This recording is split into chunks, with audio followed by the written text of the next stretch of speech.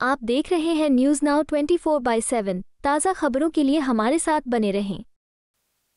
Shiv Sena UBT सांसद प्रियंका चतुर्वेदी ने नागपुर हिंसा को लेकर भारतीय जनता पार्टी पर गंभीर आरोप लगाए हैं। उन्होंने कहा कि बीजेपी हिंसक संघर्षों को भड़काने के लिए विश्व हिंदू परिषद वीएचपी और बजरंग दल का इस्तेमाल कर रही है। प्रियंका चतुर्वेदी ने सवाल उठाया कि महाराष्ट्र विधानसभा में मुख्यमंत्री के भड़काऊ भाषण और नीतीश राणे के विवादित बयानों पर अब तक कोई कार्रवाई क्यों नहीं की गई है। उन्होंने राज्य के गृह मंत्री देवेंद्र फडणवीस से ये सवाल किया कि अगर वे अपने निर्वाचन क्षेत्र में कानून व्यवस्था बनाए रखने में असफल हैं तो वे इसे अन्य क्षेत्रों में कैसे सुनिश्चित करेंगे। प्रियंका चतुर्वेदी ने यह भी दावा किया कि बीजेपी ने उस क्षेत्र में हिंसा को एक राजनीतिक प्रयोग के तौर पर इस्तेमाल किया जहां उन्हें पूरा भरोसा था कि इससे राजनीतिक लाभ मिलेगा। उन्होंने देवेंद्र फडणवीस से पूछा कि क्या उन्होंने औरंगजेब की कब्र को हटाने के लिए संस्कृति मंत्रालय से संपर्क किया था। इस पर मंत्रालय ने स्पष्ट किया कि ऐसा कोई अनुरोध नहीं किया गया है। प्रियंका चतुर्वेदी ने कहा कि डबल इंजन सरकार चाहती तो मिनटों में कब्र हटा सकती थी, लेकिन वे ऐसा नहीं करेंगे क्योंकि इससे देश में संघर्ष की एक बड़ी साजिश को अंजाम दिया जा रहा है। एफआईआर जो लोग उसमें शामिल थे जिन्होंने दंगे भड़काए हैं उन सब पे कार्रवाई हो, और अगर इनको पुलिस ने उन पे एफआईआर दर्ज किए हैं तो यानी उनके कुछ ना कुछ रोल रहा होगा। कोई छोटी पार्टी तो है नहीं है वीएचपी और बजरंग दल, और उनका इतिहास सबको भी पता है।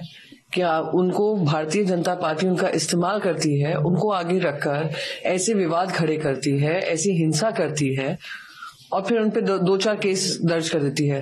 मैं पूछना चाहती हूँ, मुख्यमंत्री ने जो भड़काऊ भाषण दिया था संसद असेंबली के अंदर, उनपे कब कार्रवाई होगी।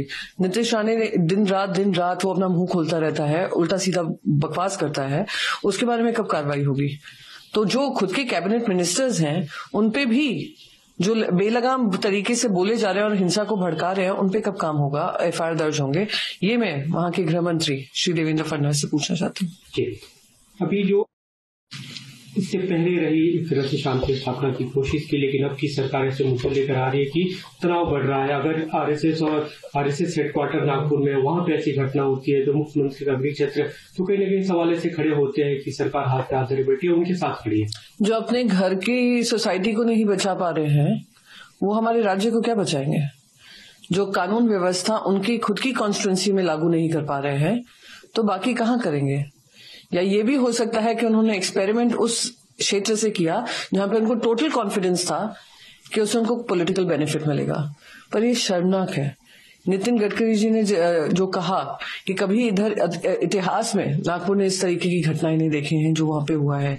रूमर्स फैलाए गए, उल्टा सीधा कहा गया, दंगे भड़काए गए, हिंसा के लिए मजबूर कर दिया। अरे शेमफुल।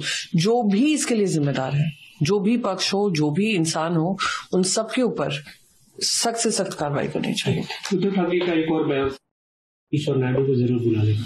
देखिए, जिस तरीके से इस पे पूरी राजनीति हो रही है, मैंने कल खुद मिनिस्ट्री ऑफ कल्चर में पूछा कि क्या हमारे देवेंद्र फडणवीस जी ने अपॉइंटमेंट मांगा है या कोई चिट्ठी भेजी है, कुछ संपर्क हुआ है ये जो उनका ग्रेव है उसको हटाने के लिए। वहां से मुझे खबर आई है कि ऐसा कोई ना मांग हुई है भारतीय जनता पार्टी की तरफ से, ना एएसआई से मिलने की बात हुई है, ना कोई चिट्ठी लिखी गई है, ना कोई मीटिंग की अपेक्षा की गई है, पर लगातार भड़काऊ बातें वहां पे की जा रही हैं।